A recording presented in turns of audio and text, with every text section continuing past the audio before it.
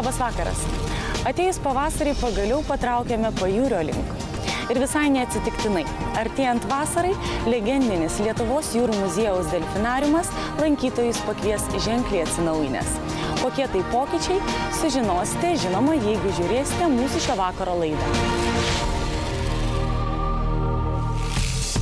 Šiandien laidoje atsinaujinęs delfinariumas, toks kokio dar nematėte. Delfinariumas pasikeitė neatpažįstamai. Atnaujinta žiūrovų salė, geresnės sąlygos delfinų terapijai ir daugybė kitų pliusų. Super, tiesiog super.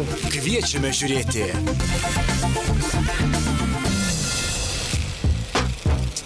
Delfinariumas – sudėtinė Lietuvos jūrų muziejaus dalis. Kartu su juo sudaranti unikalų vandenų pasaulio pažinimo kompleksą. Vienintelis Baltijos jūros pakrantėje delfinariumas atidarytas 1994-aisiais. Jame tuomet iš Sevastopolio atgabenti pirmieji gyventojai – juodosios jūros delfinai – afalinos. Kaip žinia, delfinai labai jautrus gyvūnai, kuriems reikalinga ypatinga priežiūra. Tačiau ilgainiui nei esamos patalpos, nei turimi įrengimai nebeužtikrino delfinų gyvenimo kokybės. Todėl 2010-aisiais delfinariumas buvo uždarytas rekonstrukcijai. Viso pastato rekonstrukcija apėmė net 3 etapus. Žiūrovų salės rekonstrukcija, delfinų terapijai skirto priestato pastatymas ir lagūnos su amfiteatru po atviru dangumi statybos darbai. Bendra šio projekto vertė kiek daugiau nei 13 milijonų eurų. Po delfinariumo rekonstrukcijos Lietuvos jūrų muziejus lankytojams tapo daug patrauklesnis.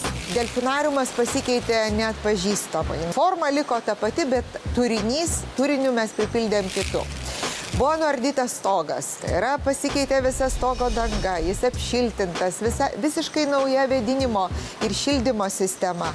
Delfinų baseinas pasipuošė akrilo sienute, kuri leidžia lankytojams gėrėtis delfinais betarpiškai esančiais vandenį, matyti juos nardančius po vandeniu.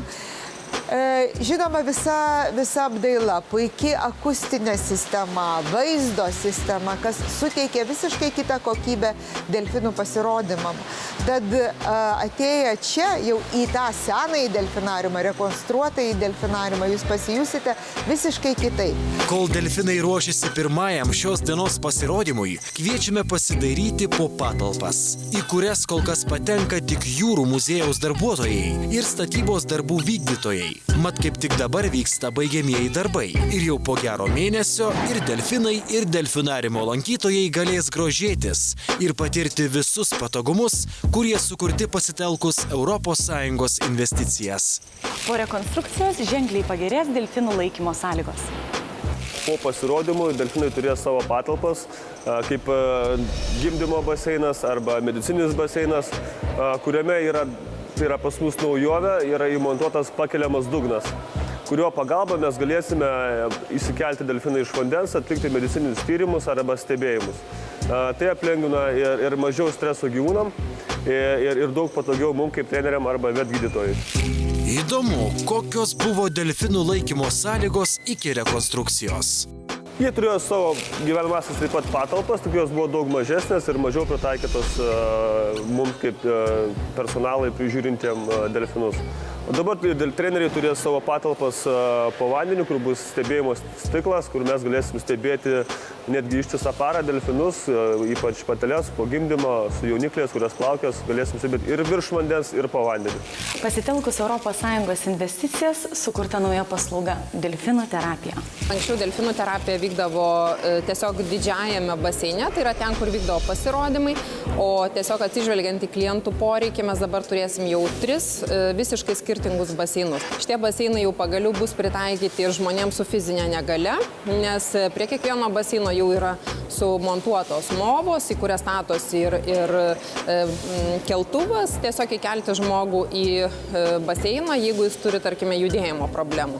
Tai tiesiog, kad panaikinami visi ir fiziniai barjerai. Šita pagalba neįgaliesiems ir ne tik neįgaliesiems, bet ir šiaip problemų turintiems žmonėms, jinai įgaus visiškai kitą kokybę.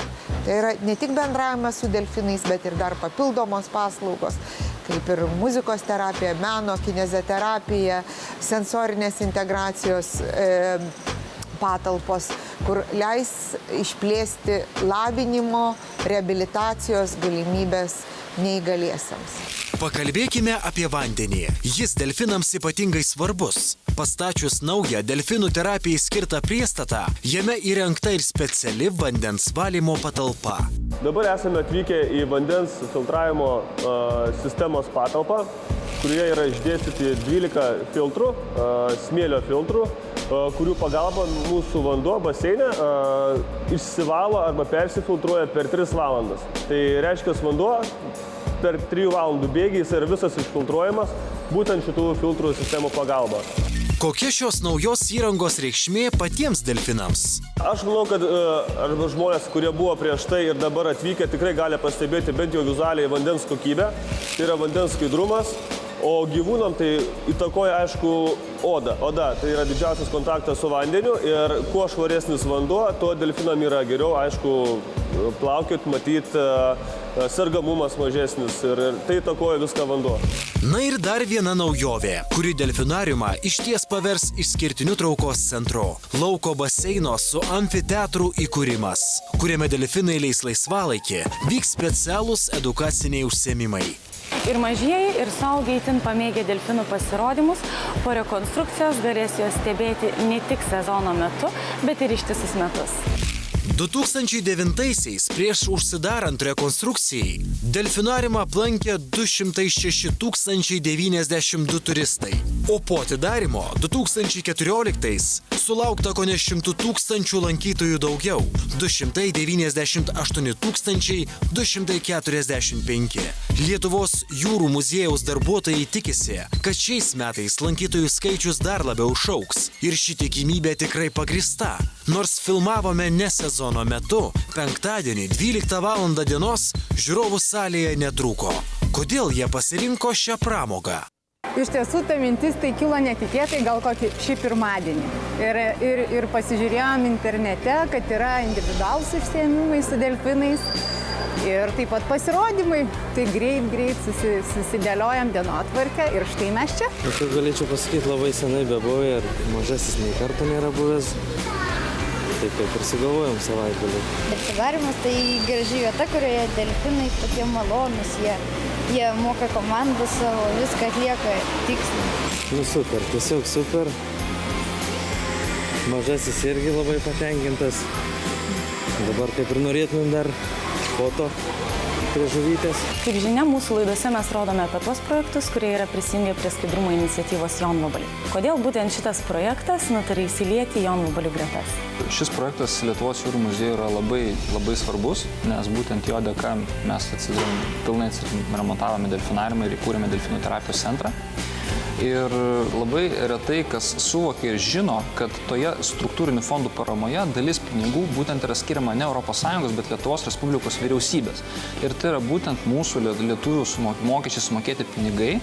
Ir mes manom, kad tai yra labai geras žingsnis atsiskaityti skaidriai, kur mes tos pinigus panaudojam, koks yra galutinis rezultatas, kokie bus naudos gavėjai. Tai dėl to mes ir nusprendėme įsilieti šią gražią iniciatyvą. Apsilankę prie skaidrumo iniciatyvos prisijungusiuose objektuose visuomet kaip padėką paliekame dalelę šviesos. Skaidrumo Jonvabalyje. Jūros teikiamų pramogų, poilsio, sveikatingumo paslaugų ir pažinimo parko Kopgalis projektas neišimtis. Ačiū, kad prisijungėte prie šios gražios iniciatyvos. Ačiū ir džiaugiamės galėdami prisijungti prie šios iniciatyvos ir visiems parodyti, kas čia gero Klaipėdoje ir Smiltynėje nuveikta.